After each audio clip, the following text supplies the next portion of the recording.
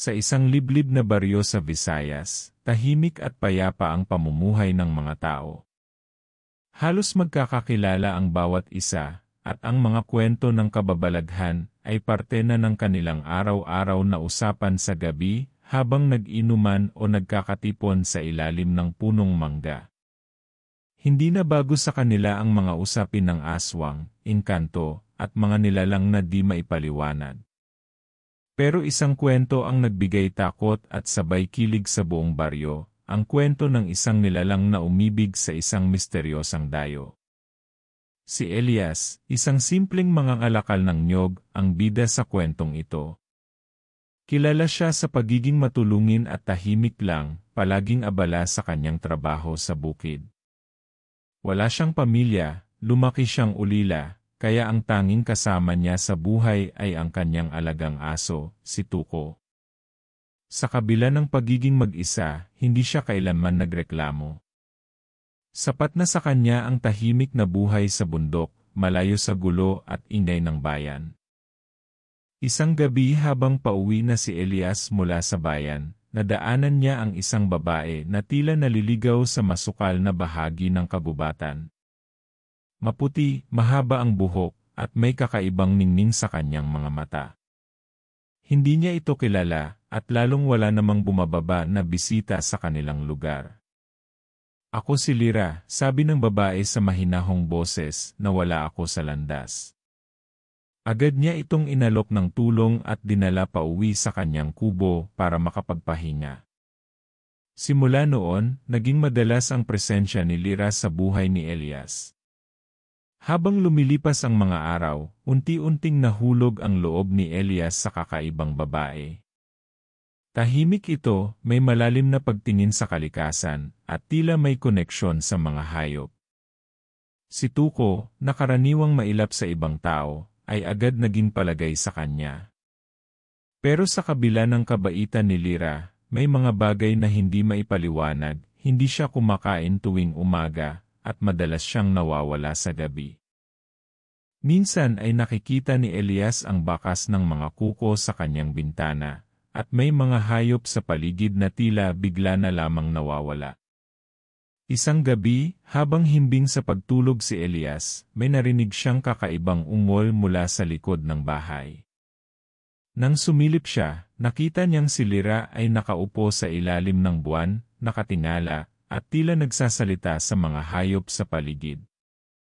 Ngunit ang pinakanakagugulat, hindi ito ang anyong tao na una niyang nakita. Mabilis ang tibok ng puso ni Elias. Hindi niya alam kung matatakot siya o maaakit pa lalo sa misteryosang nilalang na ito. Sino ba talaga si Lyra? Tao ba siya, o isa sa mga nilalang na matagal nang kinatatakutan sa kanilang lugar? At kung totoo mang isa siyang aswang, bakit tila may puwang siya sa puso ni Elias? Dito palang nagsisimula ang kwento. Isang kwento ng pag-ibig, hiwaga, at panganib. Abangan sa susunod na bahagi kung paano haharapin ni Elias ang katotohanang hindi niya inaasahan. Simula ng gabing makita ni Elias si Lyra sa kakaibang anyo, hindi na siya mapakali. Hindi na rin siya makatulog ng mahimbing. Sa bawat pagdilat ng kanyang mata sa kalagitnaan ng gabi, laging may kaba sa dibdib, parang may bantang di niya maipaliwanag. Pero sa kabila nito, hindi niya magawang layuan si Lyra. Sa halip, lalo siyang nababalot ng pagkalito. Mahal ba niya ito? O nalilito lang siya sa hiwagang dala ng babae?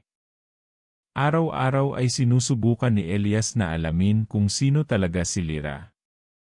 Minsan ay tinatanong niya ito ng patago. Saan ka talaga galing, Lyra? May naghahanap ba sa'yo? Ngunit laging simple at iwas ang sagot nito. Malayo.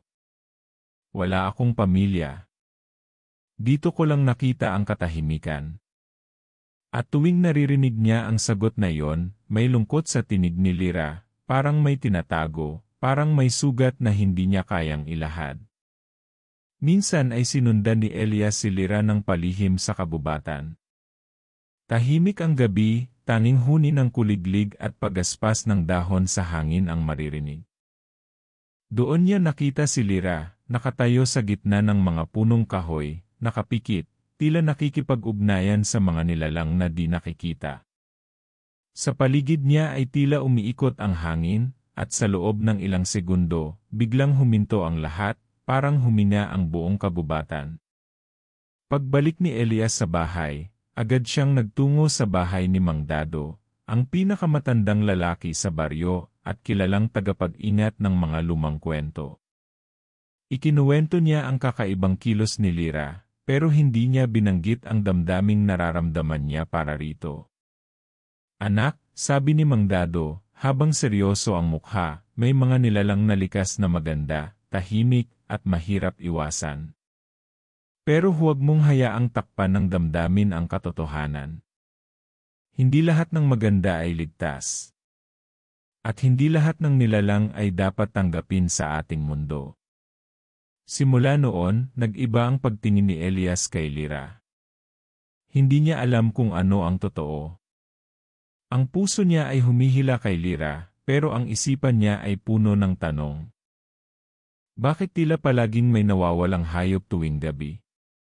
Bakit laging malamig ang balat ni Lyra kahit tirik ang araw? At bakit tuwing siya'y titingin sa buwan, parang may lungkot at gutom sa kanyang mga mata? Habang lumalalim ang gabi at unti-unting lumalakas ang hangin, may naramdaman si Elias na presensyang hindi niya maipaliwanag, malapit, malamig, at mapanganib. At sa mga aninong gumagalaw sa paligid, isang tanong lang ang paulit-ulit na bumabalik sa kanyang isipan. Ano ba talaga ang nilalaman ng puso ng isang nilalang na umibig sa tao? Mula ng gabing iyon, naging mas mapanuri si Elias. Kahit pilit niyang iniintindi ang damdamin niya kay Lyra, hindi niya rin maalis sa isip ang mga babala ni Mang Dado. Araw-araw niyang pinagmamasdan ang kilos ni Lyra, paano ito kumikilos sa umaga, paano ito biglang nawawala tuwing dapit hapon, at paano tila lumalayo ang mga hayop kapag dumarating ito sa paligid. Si Tuko lamang ang nanatiling palagay na lalo pang nagpapagulo sa isip ni Elias. Kung talagang may kakaiba kay Lyra, bakit hindi siya iniiwasan ng kanyang aso? Habang patuloy na namumuhay si Lyra sa kanyang kubo, napansin din ng mga taga-baryo ang kakaibang mga pangyayari. Si Aling Feli, may alagang kambing, ay nagulat isang umaga nang makita ang hayop na wala ng laman ang tiyan, parang may kumuha sa lamang loob. Sumunod naman ay si Mang Erning na nawalan ng mga manok.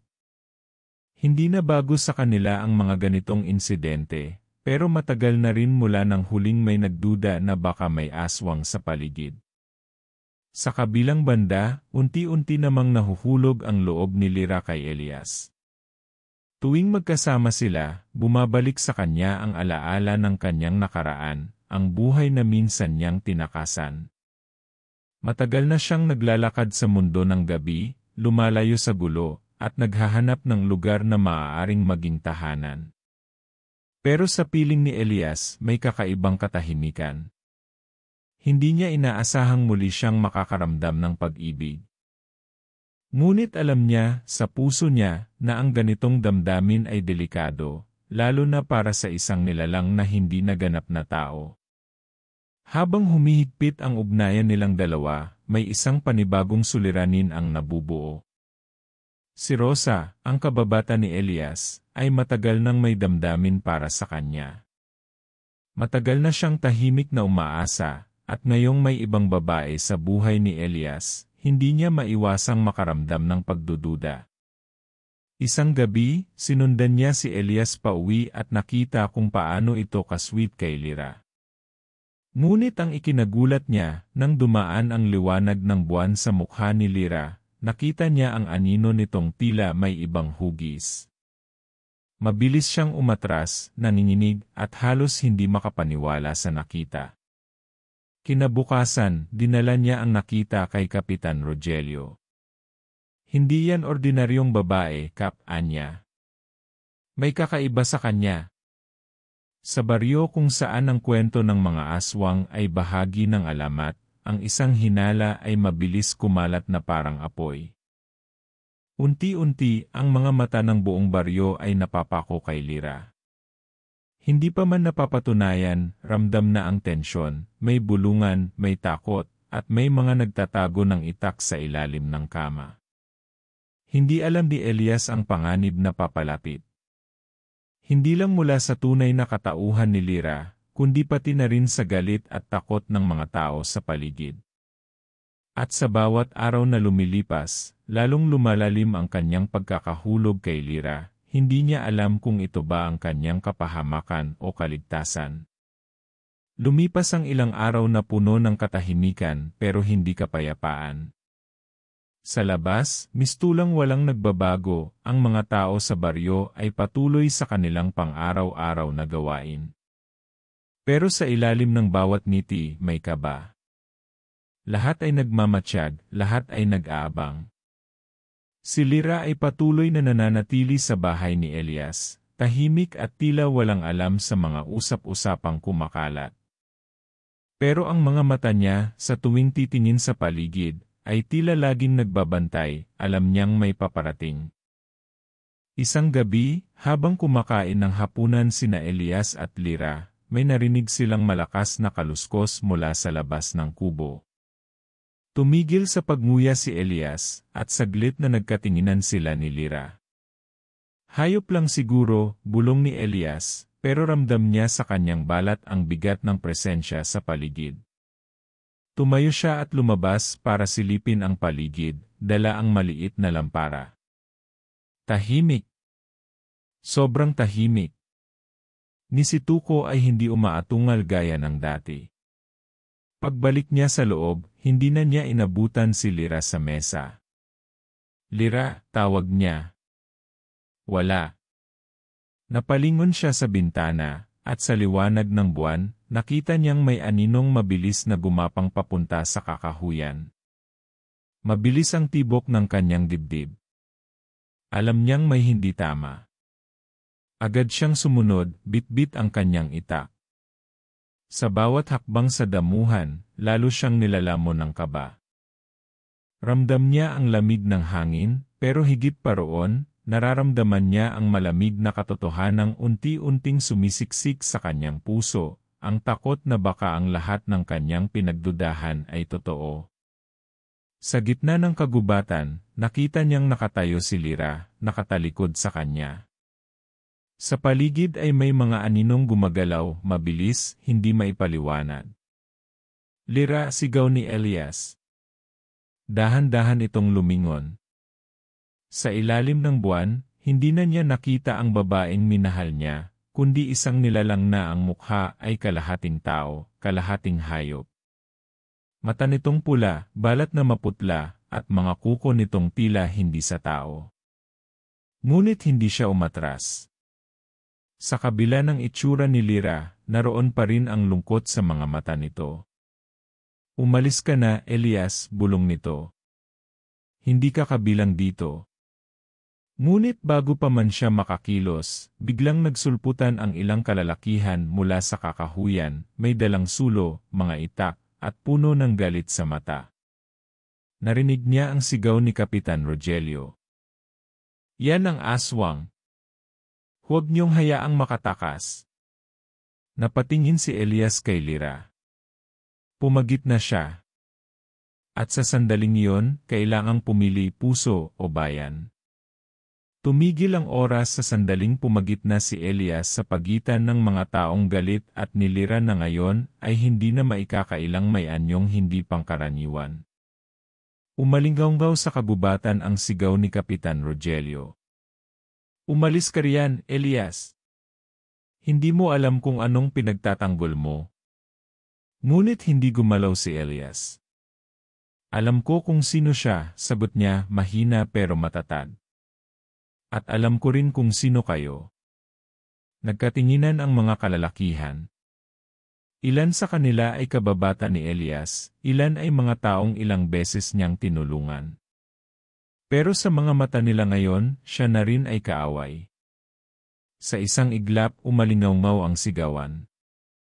Lumapit ang mga lalaki, sabay taas ng mga itak at sulo. Napalibutan sila ni Lira. Si Lira naman, sa kabila ng panganib, ay hindi lumaban. Tahimik lang siya. Nangingilid ang luha sa kanyang mga mata, na tila hindi sa isang halimaw, kundi sa isang nilalang na minsang naging tao rin. Bago pa man bumaba ang unang palo ng itak, biglang lumindol.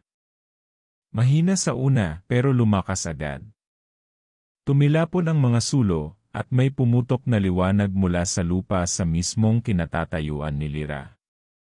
Napaatras ang mga tao sa takot. Mula sa dilim, may lumabas na boses, mababa, parang hangin na dumadaan sa kuweba. "Huwag ninyong sasaktan ang anak ko." Napalingon si Elias kay Lira. "Anak mo," bulong niya. Sa unti-unting paglilinaw ng liwanag, isang figura ang lumitaw sa likod ng mga punong kahoy, isang matandang babae, puti ang buhok, pero ang mga mata ay kasing pula ng buwan.